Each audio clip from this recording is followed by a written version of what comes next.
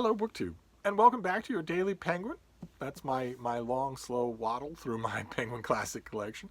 And we are going through them author by author and period by period. And the period that we are mostly dealing with is the ancient world, because I'm just going left to right. So, and I a few years ago roughly organized my penguins. It gets more scattershot as it goes along, but roughly I started left to right as ancient. That first bookcase is mostly the ancient world, and as a result, we're spending a lot of time in ancient Greece and ancient Rome. We did the ancient Israel by way of the Psalms, but then we went back to ancient Greece for Plato, and that's a marquee name. One of the really marquee names of the ancient world is Plato. And today we're going to the ancient Roman world, and we're doing another marquee name, the most marquee name of them all, and that is Julius Caesar. This is the Civil War in Jane Gardner's translation for Penguin Classics, and she also translates the Alexandrian War, the African War, the Spanish War, little side accounts of other aspects of Julius Caesar's takeover of the Roman state. The Civil War is a misnomer because this was not faction versus faction, and it was not a war that was going to happen anyway. It was not a war that was boiling over. This is Julius Caesar making war on the Roman state to make it his, to take it over and make it his. But nevertheless, it was Roman against Roman, so I guess it counts as civil war. And Julius Caesar needs no introduction because he is synonymous with the ancient world. He's synonymous with ancient Rome, that's for sure.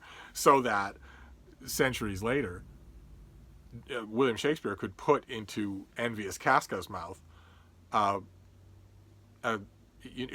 Shakespeare could put in his Julius Caesar a long rant about how what meat doth this Caesar feed that he hath grown so great, that in all the course of history that all of Rome should be known for one man, but one man, a normal man, a man of flesh and blood, a man with conspicuous weaknesses. Julius Caesar had a number of conspicuous weaknesses, and the key that I want, this is a very handy translation, and you might say, well, aren't you going to talk about the complexities of translation? No, I'm not. And some of you who know your Latin or who know your Roman authors will say, oh, well, you know why you're not going to talk about the complexities of translation? Because Caesar's Latin is renowned for its pure, pellucid clarity. So, of course, it's not going to be that difficult to translate. And I'm not going to say that either, because that is often said. That has been said forever about Caesar, that his writing is pure and clear, that it has a directness and a simplicity and a beauty that makes it a joy to read and an ease to translate, and none of that is true. And the underscoring point that I want to make about not only Caesar's writing, but Julius Caesar himself, is that nothing about him is true. Nothing about him is true. So you think of Julius Caesar, aside from his fame, which he had nothing to do with. He couldn't help that his name would be known for centuries afterward. He had plenty to do with it in his own lifetime, because he had a screaming, hysterical Messiah complex. Just incredible. His near contemporary, Jesus Christ, would have looked at him and said, well, dude, don't you think you ought to tone it back a little? He had an enormous Messiah complex. He was a raving, psychotic megalomaniac. But aside from that, anything that you reflexively think about Julius Caesar is wrong, and is not only wrong, but is the product of Julius Caesar. It's one of the most striking examples of someone writing his own posthumous history that I've ever seen. He was not attractive. He was short and squat and bald as an egg. We know that because scandal-mongering writers in the ancient days said that he used to comb his hair forward, used to do comb-overs, used to wear his military garlands and wreaths as a way to hide the fact that he was bald as an egg, that he had a little hair over his ears, and that's all. But aside from that only goes to the Caesar-sponsored myth about how he was one of history's great lovers because of Cleopatra. Believe you me, Julius Caesar was nothing to write home about in the physical department, but he could have looked like Socrates, and Cleopatra would still have made love to him because she had a kingdom on the line, and he was the one to do it to. That was just pragmatic. That had nothing to do with him being suave. But also about his writing, you hear all the time from Latinists who should know better, and from just hagiography regurgitators that his Latin is pure and clear. Well, okay, the Latin that we have that has his name on it can be sometimes pure and clear. Mostly it's just simple, which is not pure and clear. Mostly it's just simple, plodding even. But the Latin that we have his name on is not his. He never wrote any of the books associated with his name. He never read any of them either.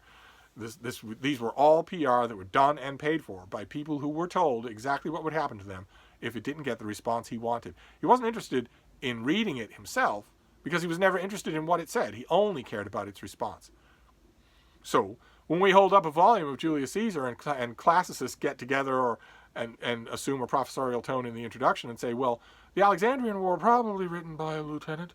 The African War, it bears distinct rhetorical signs of having been written by a lieutenant. We can probably even identify the lieutenant. But the Civil War itself, or the Gallic campaigns, oh no, the pure Julius Caesar style. No. Caesar never wrote a word of it. Not one word of it. And further, another thing you might know about Julius Caesar from such sources would be, all right, okay, well, maybe he didn't write his own campaign biographies, so what? And maybe he wasn't God's gift to women or men, so what? But at least he was a military genius. No, he wasn't. No, he wasn't. No, he wasn't. And that's possible to glean even if you read between the lines in his own military accounts, in the ones that his flunkies wrote, knowing that if they made a laughingstock of him in the Roman Forum, they would disappear, as so many people that displeased Caesar did. Despite the fact that his tailored image in these books was as a magnanimous forgiver. Oh, Brutus, you turned on me? Well, that doesn't matter. Put it out of your mind. I forgive you. Let me embrace you in front of my men. What's that that you realize and you tell your friends later? When he embraced me, I felt the pommel of a dagger, and I knew that he wanted me to feel it, and I saw the look in his eye. But the watching legions just cheered because they didn't know anything about that? Well, that doesn't matter. It's hearsay. So what? No, Brutus, Cassius, no. I never even thought about vindictive feelings. Come, embrace me. All is forgiven. Offering ostentatious peace terms to the Senate that he was dispossessing and running out of Italy so that he could take over the country. Offering ostentatious peace terms to, you just retire to your villa. It's fine by me. As long as all the tribute comes to me and all the power comes to me, and as long as you're slaves in your own country, well, that's fine by me. No, none of that is true. None of it is.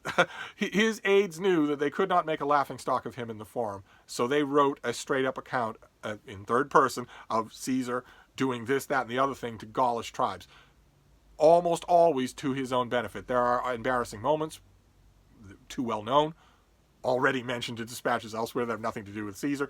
There are well-known instances where he's caught flat-footed, where he has to flee ignominiously, dive into water, run, hide away from forces that surprised him by being more than his own. But mostly it's glorious. But in all cases, the negative and the positive, you look at the story even in Caesar's own accounts and say, okay, well, you were caught totally off guard by a much greater force and you had to hide or flee. But why were you caught off guard? If you read the broader context, there's no way you should have been caught off guard. There's no way you wouldn't have known to the last detail unless you were, well, but you couldn't have been because you're Caesar. But I mean, the best example of what I'm reading is that you were incredibly incompetent. and if you read between the lines, you will see that all the time in Caesar's military campaigns. He was incredibly incompetent. He was also unbelievably greedy and unbelievably ambitious, and crafted it otherwise. He crafted it as, no, the Senate is out to get me. They want to prosecute me.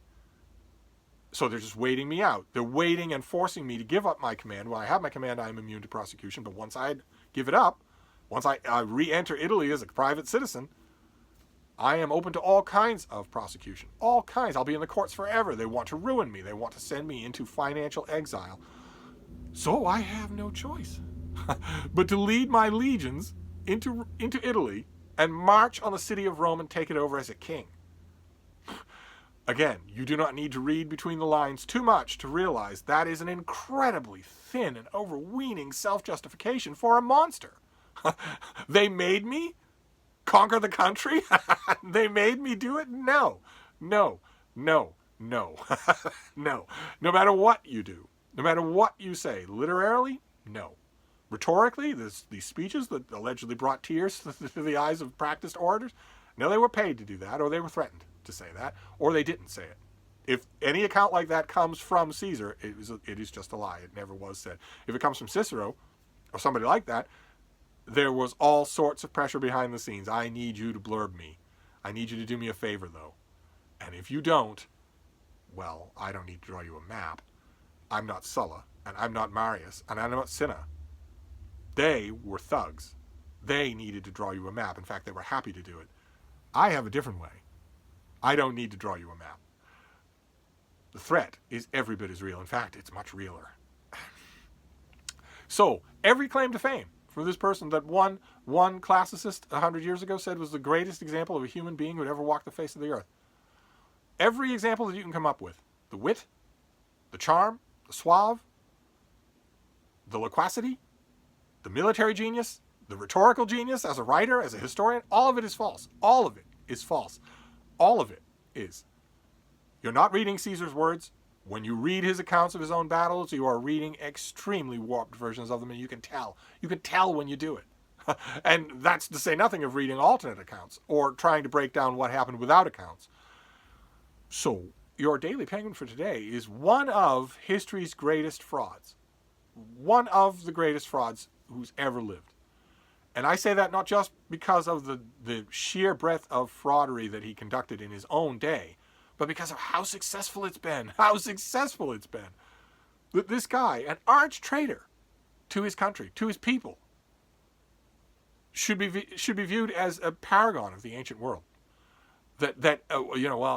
Caesar crossed the Rubicon. It's the crossing of the Rubicon. Anyway, that is viewed now. That phrase has entered the lexicon as shorthand for a momentous decision. Crossing the Rubicon is a momentous decision. It isn't treason. It isn't necessarily a bad thing, but it was a bad thing. Necessarily a bad thing. And so, which is one of the reasons why when Caesar comes up on this channel, and when he's come up before there was a YouTube or before there was an internet, I strike what an old friend of mine referred to once as a distinctly unrepentant note when I'm referring to his assassination. He was assassinated because he was willing to be a king everywhere but Rome. And what's the next step if you agree to be called a king and a god everywhere but Rome? The next step is to be called a king in Rome. And everybody knew that. All of his assassins knew that. They knew what was coming. They knew the only way out of it. So to get back to the Penguin Classic aspect of this March of the Penguins, first of all, I want you to know, the main thing I want you to know from that opening peroration is that this is a fraud. On every level, a fraud. Not a military genius, not a great writer, not a great ruler, not a great lover, not any of those things, not any of the things that we associate with Caesar. He was a total fraud. None of it is real. None of it is. But if we get back to the Penguin Classic element, this translation of the Civil War and all of the little byproduct wars is pretty good. It's pretty straightforward. And there is another Caesar volume. In fact, there might be more than one. This is the only Penguin Classic Caesar that I have. And you would think that here I'm going to give my usual tirade about how, this author didn't write that much. It's enough to put in one big book. And why not do that? Why not have a collected Caesar? It's rare that we have even attributed, not necessarily written, but it's rare that we have even attributed to a figure in the ancient world this much writing, let alone such a pivotal figure. Surely that merits a volume that is the writings of Julius Caesar. Penguin, as far as I know, has never done that. Instead, they break it up into 2 volumes or maybe 3 for use in schools. Again, these are very useful in schools. But unlike in other cases with Penguin Classics, I don't need to pine for such a volume, because there is such a volume, and I have it here. I want to recommend it to you in the strongest possible terms. This is from Pantheon Books, and this is the landmark Julius Caesar. And this is these oversized books. You'll be familiar with them. They did the landmark Herodotus, the landmark Arrian, the landmark Thucydides. And this is the best volume that they've ever done. It's an original translation of all of Julius Caesar, including all of the works that are clearly written by lieutenants. And the translation is by Kurt Raaflaub, And this has that as well. So you get one translation, but you also get, I don't know if you're familiar with these volumes. They're called Landmark because you get exhaustive maps and details. Just exhaustive of campaign movements, troop movements, migrations, everything that you could possibly want. All the iconography, all of the carvings, everything in one volume.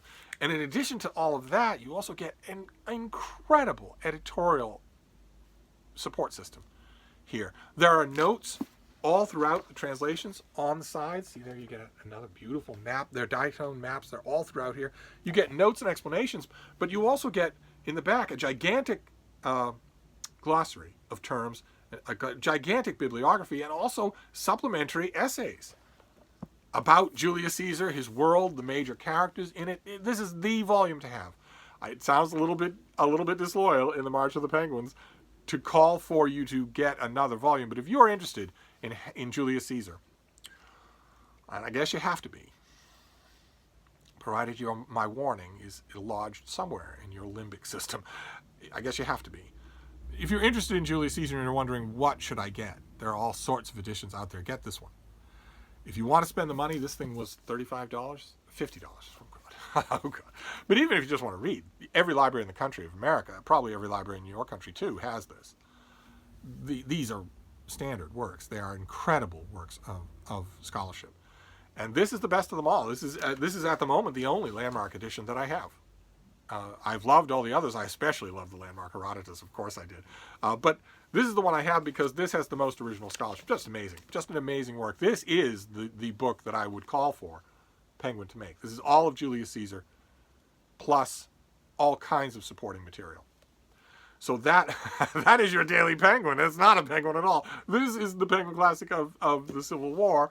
And if you want just a paperback to stuff in your bag, the Penguins do really well. You have a great introduction, you have great notes, great supporting materials, a couple of maps, and the translation itself is nice and clear. But if you want a book for your version of the Sanctum Sanctorum, your version of My Little Book Room, the definitive volume in English of Julius Caesar, then this is it. This is the one to have.